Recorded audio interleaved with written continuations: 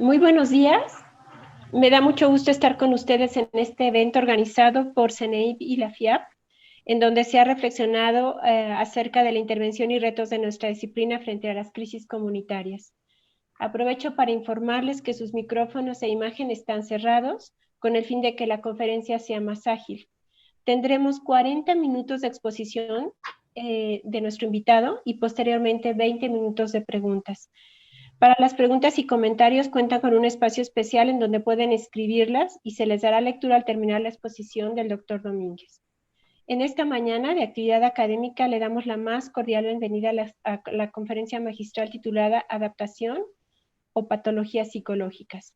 Hoy tenemos el honor de tener un invitado muy especial, el doctor Benjamín Domínguez Trejo de la Universidad Autónoma de México.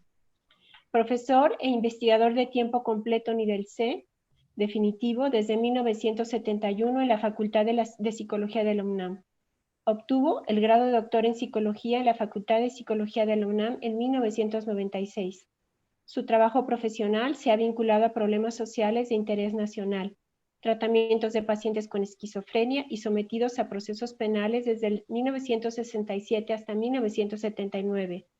Tratamiento y rehabilitación de poblaciones carcelarias en instituciones de custodia desde el 72 hasta el 86. Aplicación y diseño de tratamientos no invasivos de tipo psicológico en problemas de salud del 87 al 2018. Adicciones, estrés postraumático, dolor crónico, hipertensión, asma y otros temas.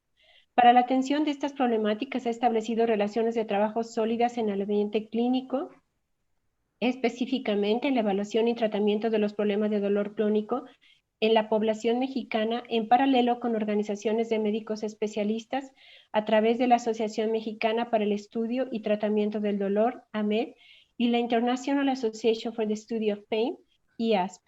Sus proyectos de investigación buscan una mayor comprensión de las relaciones entre el estrés, la salud y los estados emocionales negativos como el dolor crónico y el estrés postraumático, conjuntamente con la adaptación y en algunos casos diseño de tecnologías no invasivas para su medición, y han sido financiados desde el 84 hasta la fecha por CONACYT, PAPIME, PAIT, National Service Science Foundation, International Association for the Study of Pain y el CNDH.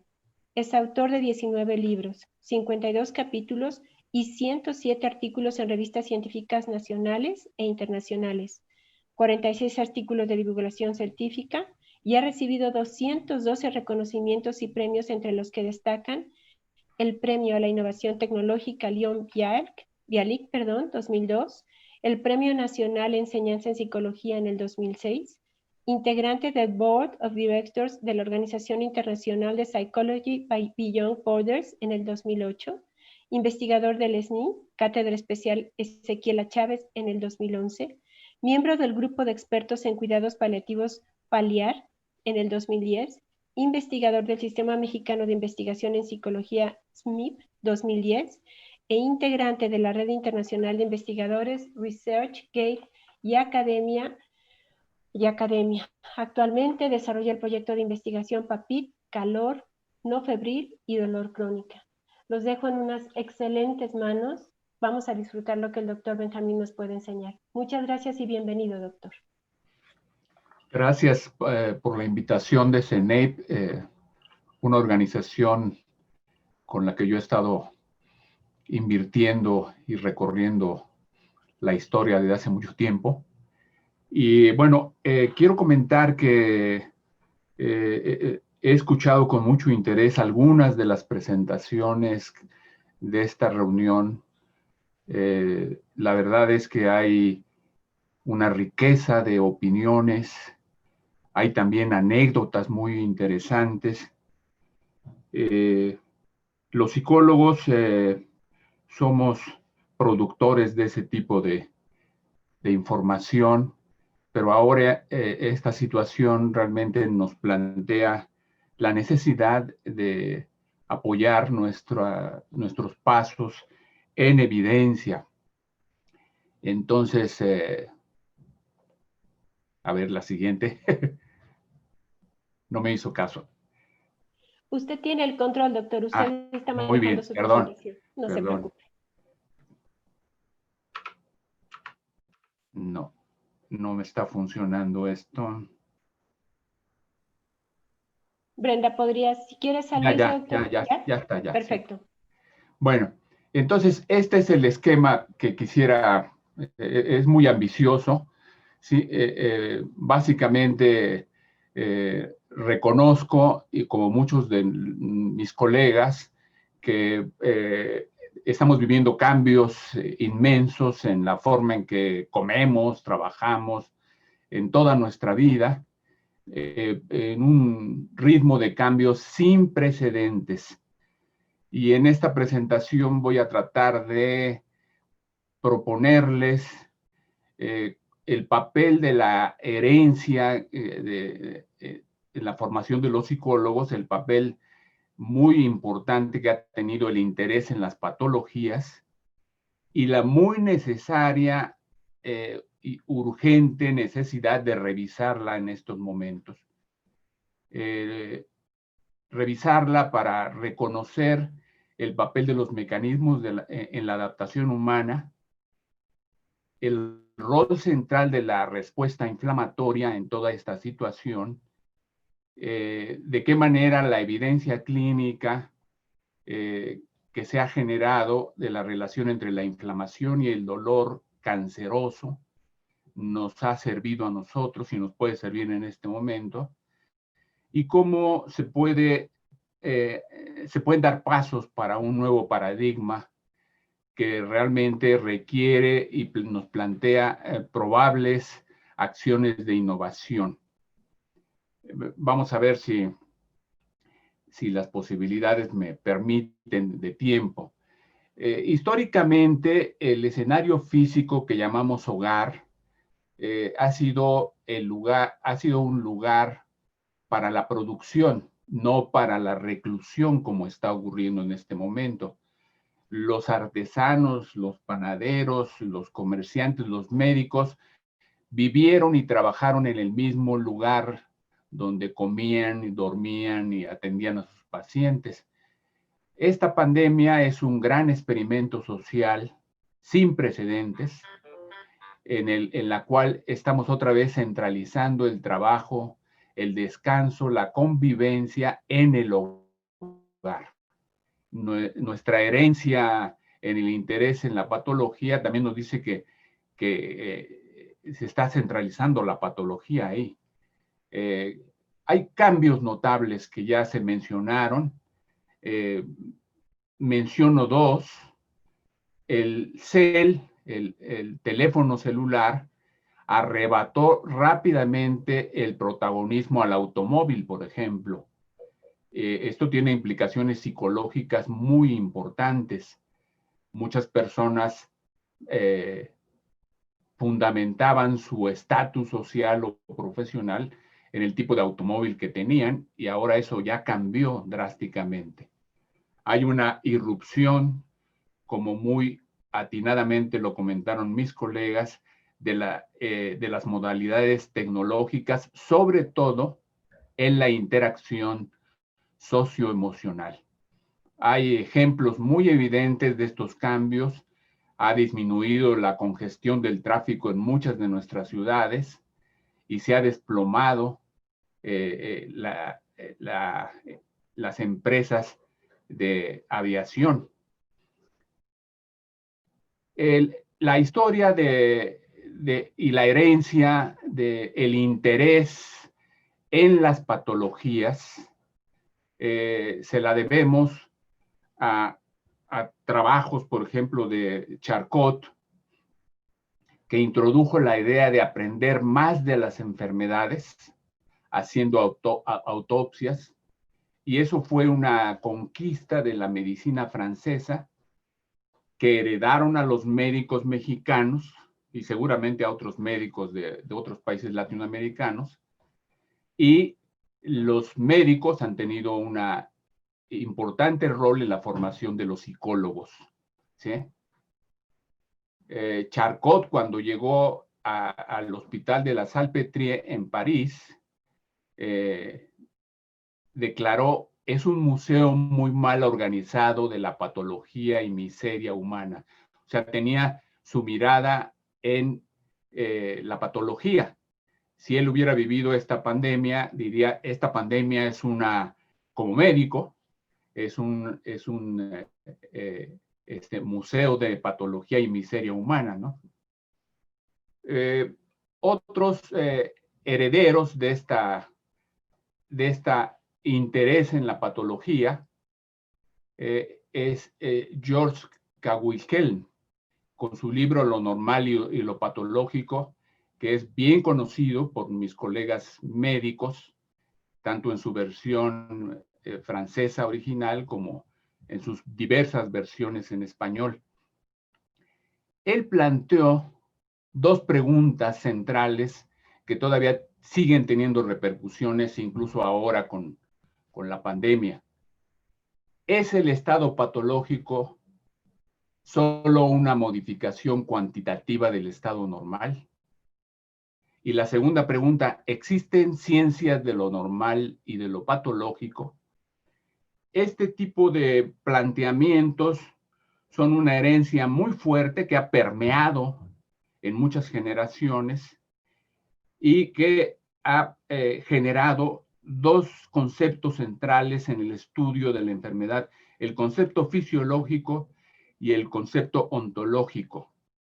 Los médicos se han alineado con el fisiológico y los psicólogos, sobre todo mis colegas psicoanalistas, se han alineado con el ontológico, ¿sí? Esta herencia muy pesada, ¿sí?, tiene sus manifestaciones más recientes, sus expresiones y complicaciones. Podríamos decir que la publicación del DSM-5, que para algunos es la Biblia de la psiquiatría, que representaría la expresión en el medio médico más cercano al campo de los trastornos emocionales, de esta herencia y de este interés en la patología. Como muchos de mis colegas lo saben, esta publicación generó muchísimas polémicas por el interés de las compañías farmacéuticas y su influencia en el quehacer de la psiquiatría y por cercanía en la psicología, ¿sí? La publicación Psychiatric Times del 2009 decía que esta publicación iba a ser una bonanza para la industria farmacéutica, pero a costa de un enorme sufrimiento para los nuevos pacientes falsos positivos que quedan atrapados en la excesiva amplia red del DSM-5. La división 32 de la American Psychological Association generó una carta abierta dirigida a la Asociación de Psiquiatría con sus críticas principales. Esta carta no era cualquier cosa, fue firmada por 14,000 profesionales y fue apoyada por más de 50 organizaciones de profesionales criticando esto. Fue pasada por alto por la Asociación Psiquiátrica. La Sociedad Británica de Psicología, con sus 50,000 miembros muy destacados, hizo una de las críticas a este documento más frontales.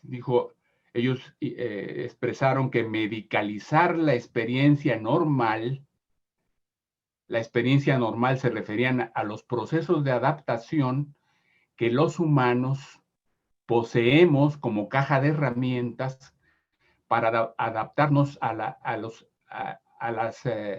desafíos y a los cambios ambientales.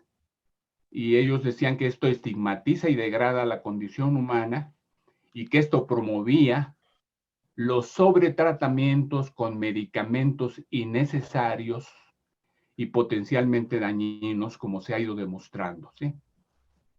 Doctor, ¿no han pasado sus diapositivas? ¿No han pasado? No. Pues no sé, yo sí las estoy viendo aquí, ¿qué pasará?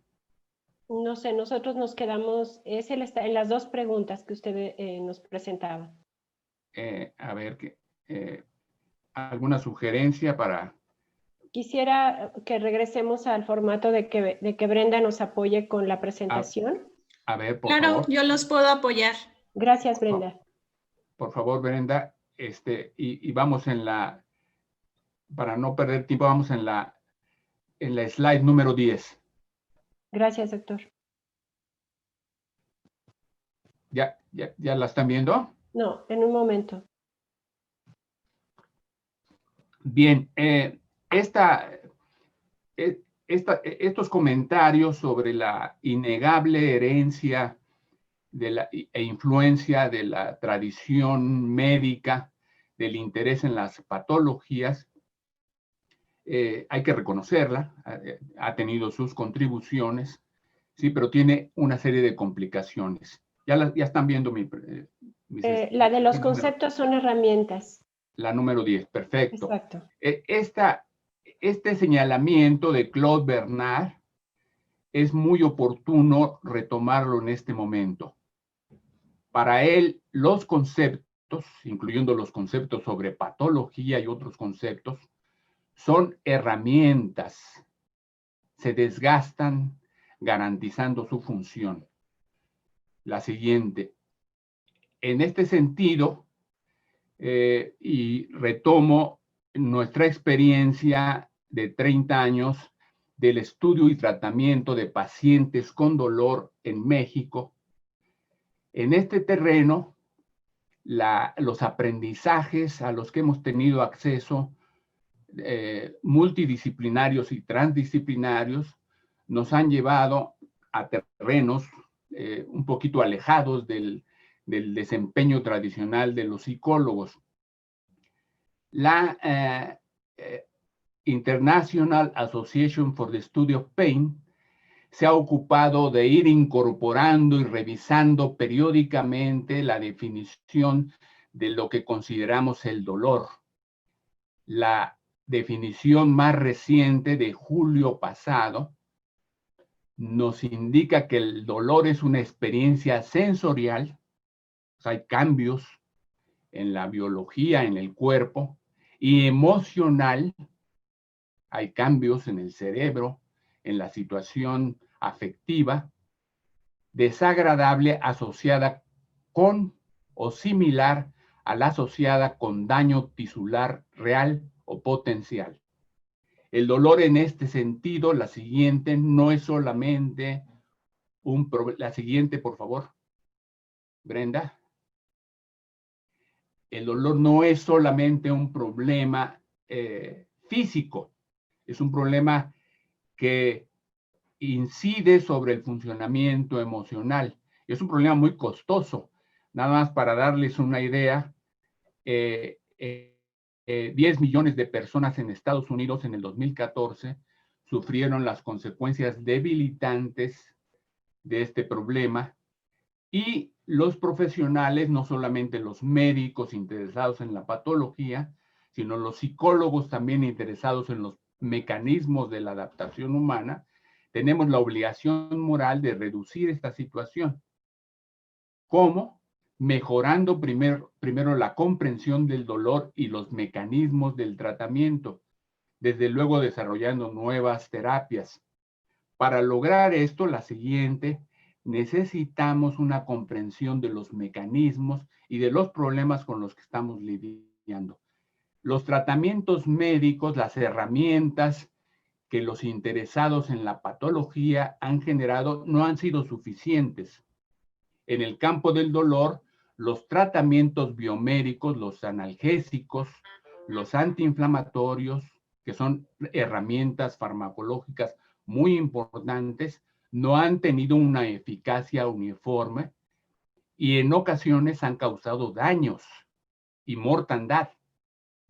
Ante esta situación, han proliferado las guías internacionales para el tratamiento de este problema mediante intervenciones no farmacológicas, no invasivas y de tipo biopsicosocial. Ahí es donde tenemos la siguiente, una oportunidad para revisar y para generar aportaciones. Esta es una nota muy triste de lo que ha pasado con una de las herramientas farmacológicas que se usan en los problemas del dolor. Las muertes por sobredosis de opioides sintéticos que son recetados médicamente han aumentado dramáticamente en Estados Unidos, cuadruplicándose en los últimos 15 años. La siguiente. La sobredosis por estos medicamentos contribuyó en Estados Unidos a 16,000 muertos en el 2012 y más de 60,000 en 2016. La siguiente, por favor. A esta ruta del interés en las patologías debería de seguir la disponibilidad de herramientas farmacológicas. No ha sido así, y no solamente no ha sido así, sino que se han generado problemas como los que mencioné. Un problema local o que sufrimos los que vivimos en los países latinoamericanos es que aunque estuviéramos muy interesados en las patologías psicológicas o en las patologías biológicas, no hay suficientes especialistas médicos. La recomendación de la OCDE es que debería de haber, por ejemplo, en México, 3.2 médicos generales por una proporción de pacientes y 1.78 especialistas. En el 2015 nada más había 2.2 médicos generales en México y 1.2 especialistas. O sea, aunque estemos interesados, la siguiente, en la patología, la situación es muy desventajosa y sigue siendo desventajosa en el 2019. La siguiente. Paralelamente, ¿sí? Y en el caso de la pandemia que estamos viviendo, el problema central es que no existe en este momento y no va a existir, por lo menos hasta febrero del año próximo, un medicamento, no hay vacuna contra el virus que estamos sufriendo. Y esto es una realidad. La investigación farmacológica tradicionalmente ha tenido un promedio de entre 80 y 90% de fracasos de todas las herramientas farmacológicas que se están investigando en el laboratorio, pasan a la etapa clínica y después pueden llegar al mercado. No hay tal cosa en este caso.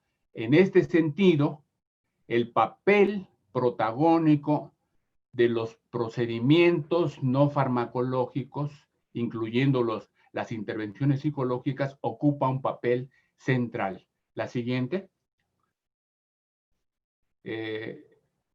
Para darles nada más una idea de las diferencias enormes, por ejemplo, en el diseño e investigación sobre los medicamentos para los trastornos cardiovasculares, los antihipertensivos y las estatinas.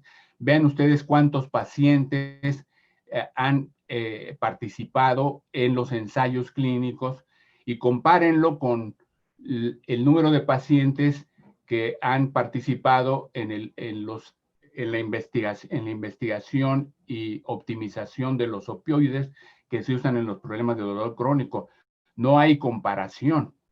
De ahí podemos entender por qué no han resultado tan efectivos. La siguiente. Los laboratorios han descontinuado, por ejemplo, desde el 2010, las investigaciones y desarrollo de medicamentos para la depresión y para otras enfermedades. Ellos buscan ganancias y eso no les dejaba suficientes ganancias. La siguiente. La siguiente, por favor. Estamos entonces en un momento en el cual el interés en la patología, en las patologías, no es suficiente. Aquí el proceso que idealmente tendríamos que seguir está ilustrado en esta parte por algunas de las alteraciones traumáticas, el estrés postraumático que conocemos, los diagnósticos que utilizamos para poner el rótulo de la distimia, que son las alteraciones asociadas a los estresores cotidianos y a la depresión bipolar.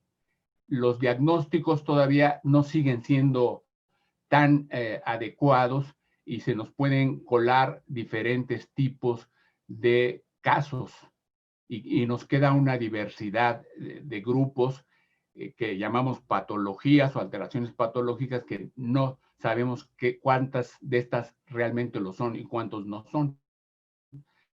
La propuesta en la que hemos estado trabajando es la necesidad de incorporar datos integrados de otras disciplinas, analizar siempre que sea posible el riesgo genético, la actividad cerebral, la fisiología, los procesos conductuales y las experiencias vitales.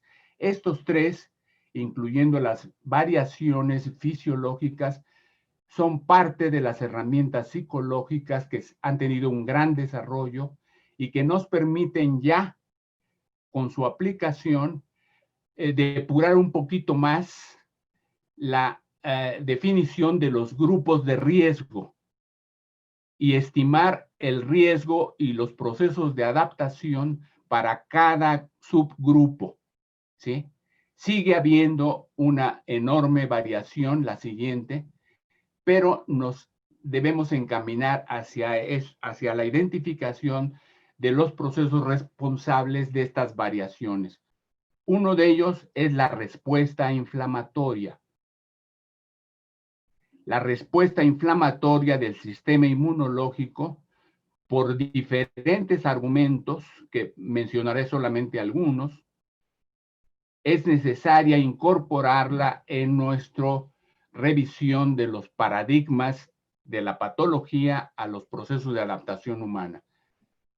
La respuesta inflamatoria nos permite una mayor comprensión de los mecanismos íntimos de la interacción humana.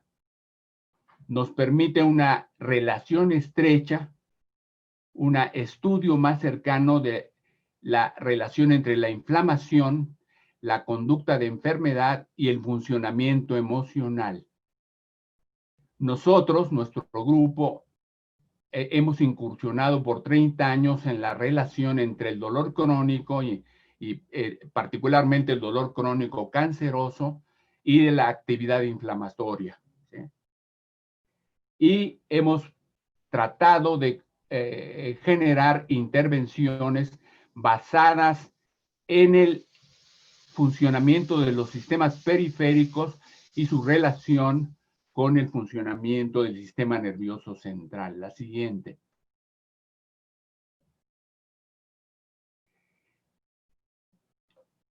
La relación entre el dolor, el calor, la sensación de calor y el rubor, este enrojecimiento, se sabía que era desde el primer siglo, la regresan tantito, desde el siglo, la previa, desde el siglo del siglo I antes de Cristo, ya se sabía que era un signo distintivo de la inflamación. La inflamación es bastante conocida, familiar para nosotros, la siguiente, ¿sí? La conocemos cuando se nos pasan las horas de Acapulco, ¿sí? La siguiente. ¿Por qué estamos interesados en este campo? Bueno, primero porque la evidencia científica de lo que ha ocurrido en el campo de la inmunología, con 13 premios Nobel desde el 1901 hasta el 2019, nos da confianza. La siguiente. El sistema inmunológico de los mamíferos, incluyendo los mamíferos humanos, es un sistema sensorial notable, destacadísimo, que sirve para la detección y neutralización de los patógenos. Nuestra historia está repleta de los efectos devastadores de las plagas, y la pandemia de COVID que estamos viviendo es una crisis de salud global que definirá nuestro tiempo, la siguiente. Sin embargo, los resultados acumulados no habían sido una guía necesariamente confiable para el futuro, y una de las limitaciones es que tenían demasiados datos de modelos animales que no nos permitían con precisión entender el rol del sistema inmunológico en las enfermedades humanas y su incapacidad para predecir la respuesta humana inmune en muchos casos. La siguiente. Los monos rhesus como nosotros son muy sociables. El mono rhesus que están ustedes viendo ahí está recibiendo una buena dosis de autocuidado y de acicalamiento, le están quitando los piojos. No le quitan los piojos a los monos que no tienen una jerarquía social. La jerarquía social, mientras más alta, mejor la función inmune. Mientras más baja, peor la función inmune. En otras palabras, sentirse apoyado o no sentirse apoyado tiene un impacto causal, no correlacional, en el sistema inmune. La siguiente. El sistema inmune no solamente detecta los patógenos y los virus, que lo hace muy bien, también detecta con mucha precisión el impacto de los estresores sociales. Estresores sociales como la evaluación social, que nos sometan a un examen, el rechazo social, que no nos saluden nuestros amigos o dejarlos de ver, el aislamiento social o la soledad y la exclusión social, estar internado, actúan directamente sobre la ínsula anterior y sobre y sobre otras áreas que procesan el funcionamiento emocional. Esto genera una serie de cambios en el décimo par craneal, en el vago eferente y en el vago eferente. Y esto produce cambios en la actividad del sistema inmunológico, en particular en el aumento de los mensajeros del sistema inmunológico, que son las citocinas. Los psicólogos no tenemos que perder de vista una de estas citocinas, la IL-6, porque tiene una serie de funciones importantes. Para abreviar, porque lo veremos más adelante, la IL-6 llega directamente, atraviesa la barrera hematoencefálica, otras citocinas no lo hacen, y llega a las áreas del funcionamiento emocional. La siguiente. Nos quedan 5 minutos, doctor. ¿Cuánto? 5. 5 minutos, muy bien. Entonces, esta es la manera simplificada de ver cómo los factores genéticos, los rasgos de personalidad y las condiciones socioambientales contribuyen a la inflamación media, pueden desarrollar cambios emocionales por la percepción de amenaza social, y si ya somos un poco maduros, pueden desencadenar cambios un poco mayores. La siguiente. Esto es lo que los interesados en patología, en el enfoque patológico, le habían prestado atención y le habían puesto el nombre de depresión. Nosotros ahora sabemos que la inflamación los niveles de inflamación producen todos estos cambios, y si modificamos los mensajeros de la inflamación, la siguiente, es suficiente para cambiar todos estas conductas. El estrés, pues, aumenta la inflamación, y por lo tanto, los datos de que el estrés psicosocial agudo y crónico pueden activar la respuesta inflamatoria, representan un hallazgo central para comprender los mecanismos de adaptación humana. La siguiente. Unas personas se enferman cuando son expuestas a un diálogo como este y otras no. Las variaciones tienen que ver con la percepción, con condiciones genéticas, pero también con condiciones psicológicas de la percepción de apoyo. La siguiente. La siguiente, por favor.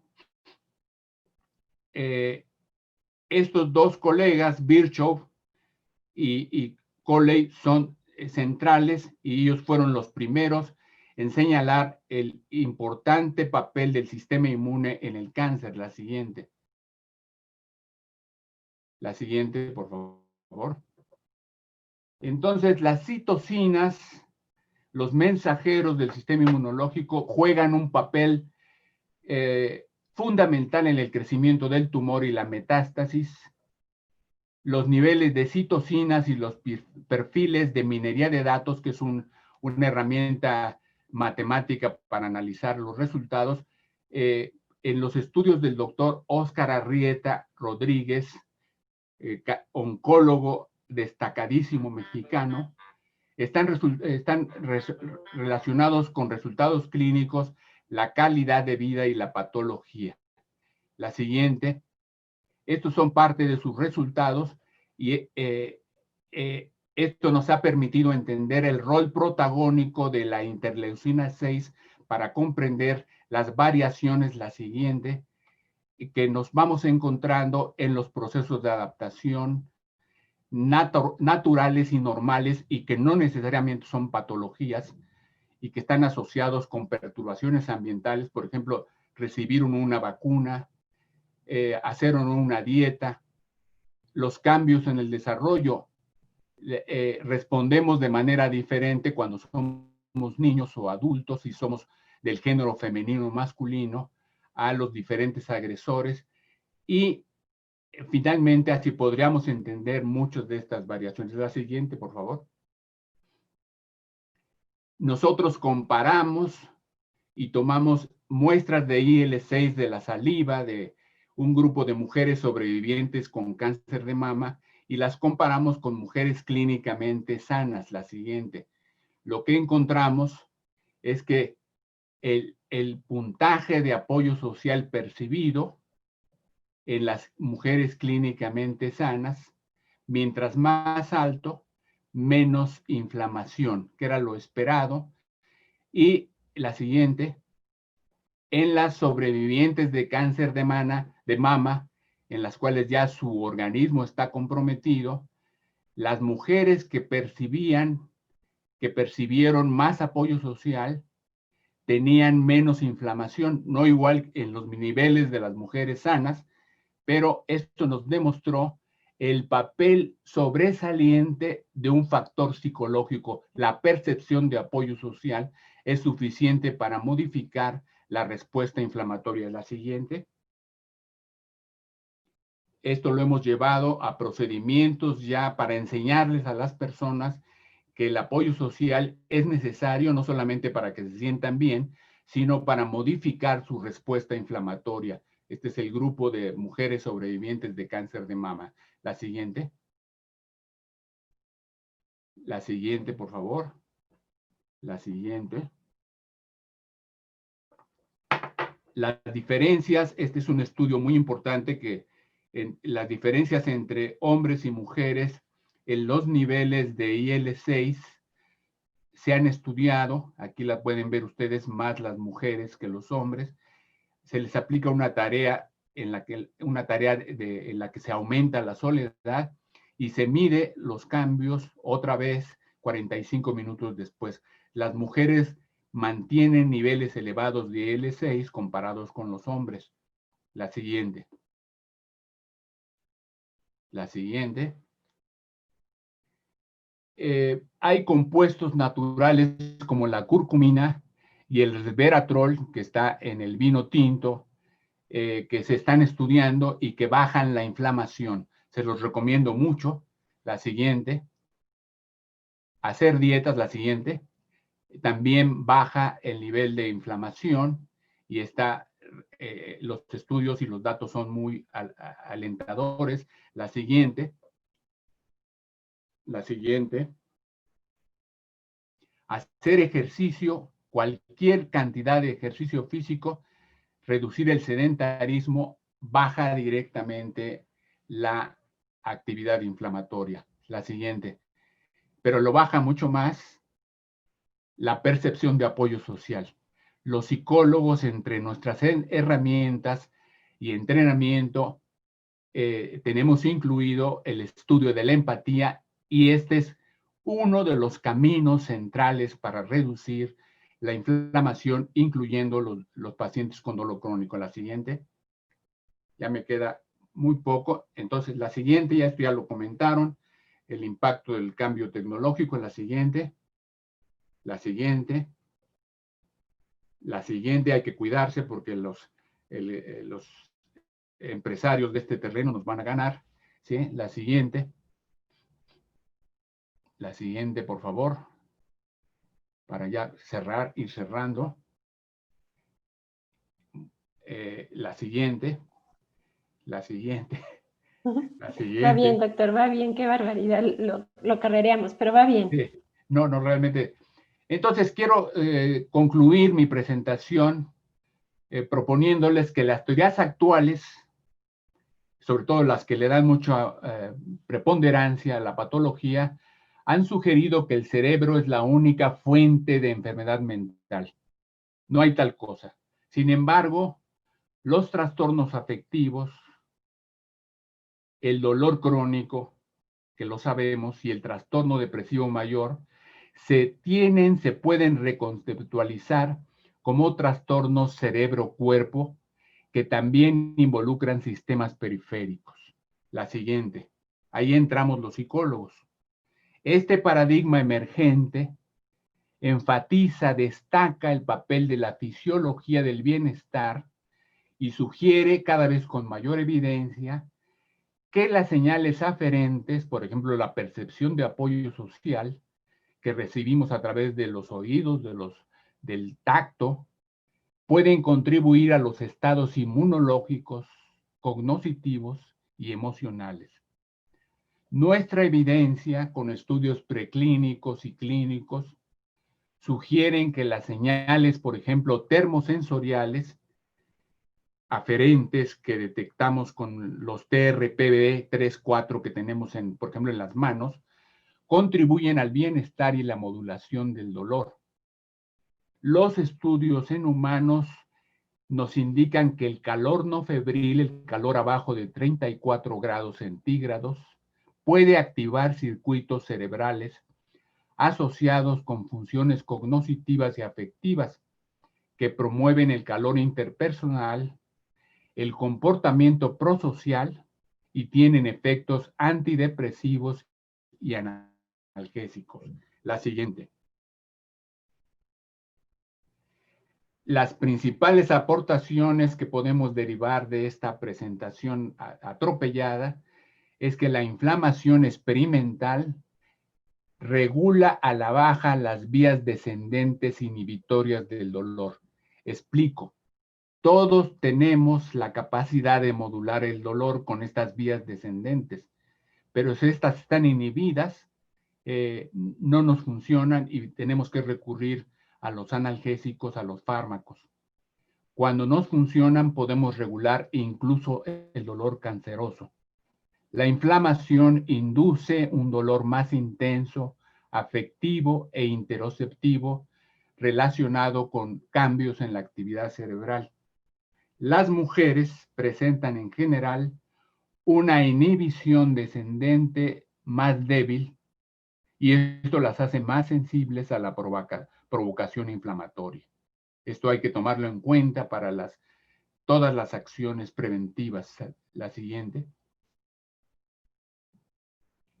Este es parte de nuestro grupo de investigación en el que están representados tanto los psicólogos como los biólogos y los médicos especialistas en oncología. La siguiente. Esta es una termografía, que es una de las herramientas que nosotros hemos estado explorando para medir los cambios en los niveles de inflamación, no solamente en la saliva. La siguiente, muchas gracias por su atención y estoy a sus órdenes. Doctor, muchísimas gracias por la exposición, ha sido muy interesante. Yo me quedé con algunas ideas que me parecen importantes resaltar, la idea de aprender más acerca de las enfermedades, tomando en cuenta los conceptos fisiológicos y ontológicos, el dolor y una muestra de cómo los psicólogos debemos de poner atención al dolor de una manera diferente, no de forma patológica, sino de una forma distinta. Tomar en cuenta los riesgos genéticos, la fisiología, la actividad cerebral, y que la respuesta inflamatoria es una forma de nuestro cuerpo de decirnos, hay algo que hacer, tienes que poner atención en esto, ¿no? Entonces, la verdad es que, bueno, no hay mil cosas más, los estresores sociales frente a los que nos enfrentamos ahora, por ejemplo, en la pandemia. Muchísimas gracias por su exposición. Ha sido una forma de ver y de tener oportunidad para poder reflexionar distinto acerca de todo esto. Tengo algunas preguntas. Una de ellas es de Erika Fuentes. Dice, ¿cómo incorporar los grupos de apoyo psicológico como a la canasta básica de tratamientos? Lo mencionaba así, es decir, como parte del tratamiento frente al reto de la intervención social en este momento histórico. Yo creo que y aquí tenemos un campo de acción y un campo de innovación enorme los psicólogos.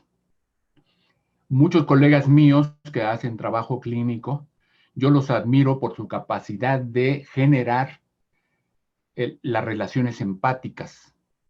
Yo no soy tan bueno como ellos, pero lo he intentado durante mucho tiempo.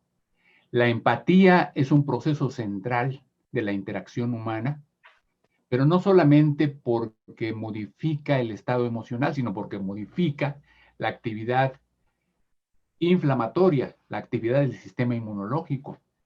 Claro. Entonces, yo estoy de acuerdo en que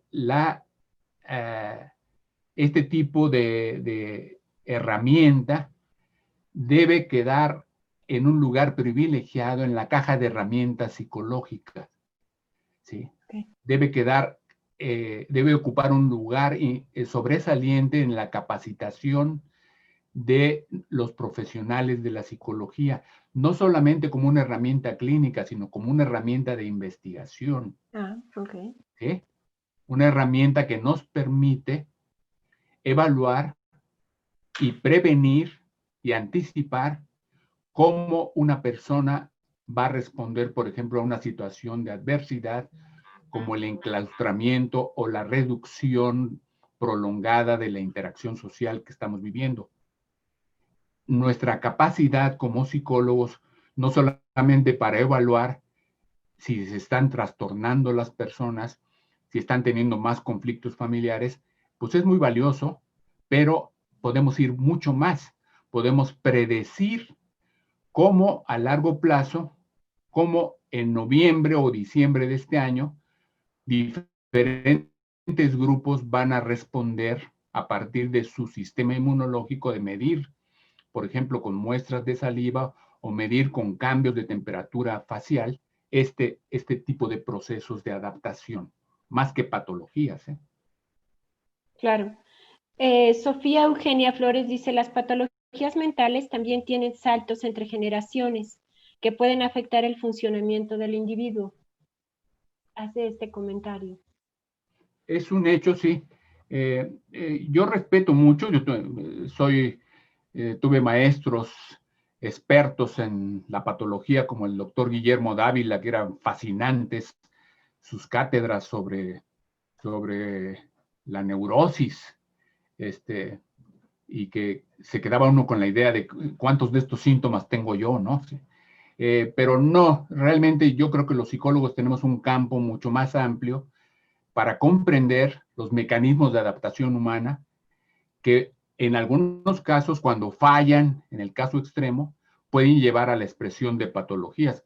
Pero estas patologías, por fortuna, representan el porcentaje mínimo de nuestra población. En el caso específico de los mexicanos, los datos que nosotros hemos recolectado nos permiten entender que de cada 100 personas, 70 se adaptan adecuadamente al estrés crónico, al estrés extremo. Solamente 30% no resultan capaces o no tienen las herramientas para lidiar con situaciones extremas. Este dato no quisiera que lo escucharan los políticos, porque luego abusan de esta situación. Gracias, muchas gracias, doctor. Tenemos muchas felicitaciones, doctor. Ana Loreta Herrera dice, excelente exposición, muchas gracias. Gabriela Rayón, genial el tema, muchas gracias, doctor. La doctora María de Jesús Hernández Garza dice, gracias, muy interesante y valioso los conceptos que usted nos ha mostrado. De nuevo, gracias. Sergio Sosa, un gran maestro, el doctor Benjamín tiene sus agradecimientos.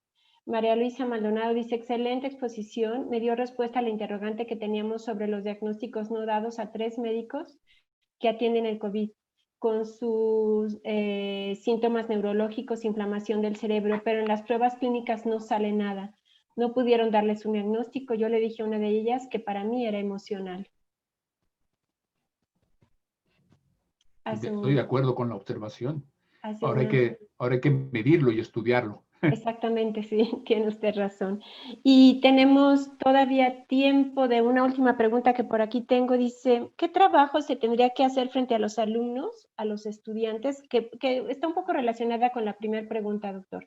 La hace Alfonso Alarcón frente a los estudiantes de psicología con esta nueva realidad que usted nos plantea. Yo creo que estoy convencido de que voy a explicar lo que voy a decir, ¿eh? Sí. La psicología actual como existe no tiene futuro. Ok. ¿Sí? Explico. Y nos duele lo que acaba de decir, pero a ver, escuchamos. La psicología actual, repito, como la conocemos, no tiene futuro. De acuerdo. Y yo creo que la psicología, el futuro de la psicología es la interdisciplina y la multidisciplina. Okay. ¿Sí? Ahí el campo de desarrollo, de aplicación, de innovación, de los talentos de muchos de mis colegas, sobre todo las nuevas generaciones, es un campo fértil para incursionar, ¿sí? Y para involucrarse realmente. Entonces, lo que yo traté de hacer, no sé si lo logré, es presentarles el escenario en el que estos talentos y esta capacidad de innovación de las nuevas generaciones de psicología se puede plantar, se debe plantar. Estudiar y comprender los mecanismos de adaptación humana que son los responsables de cómo nos estamos comportando y cómo vamos a salir a fin de cuentas de esta situación. Nosotros nos hemos involucrado por razones clínicas y por el tipo de pacientes con los que trabajamos en la respuesta inflamatoria. Claro. Pero hay otros mecanismos de adaptación de mucho interés, ¿no?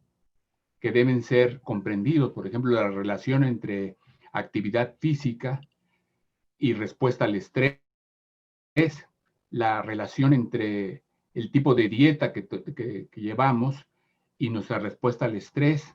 Claro. Nosotros nos hemos centrado en el apoyo social, en estudiar cómo la adversidad nos ayuda o nos impide adaptarnos adecuadamente a los desafíos. Pero hay mucho que investigar y mucho que intercambiar con otros especialistas. Es un buen momento para revisar nuestros paradigmas. Y las currículas de todas las universidades que enseñan psicología. Doctor, vaya, le siguen llegando felicitaciones, muchas felicitaciones. Le agradecen su enseñanza, le agradecen la investigación que usted está haciendo.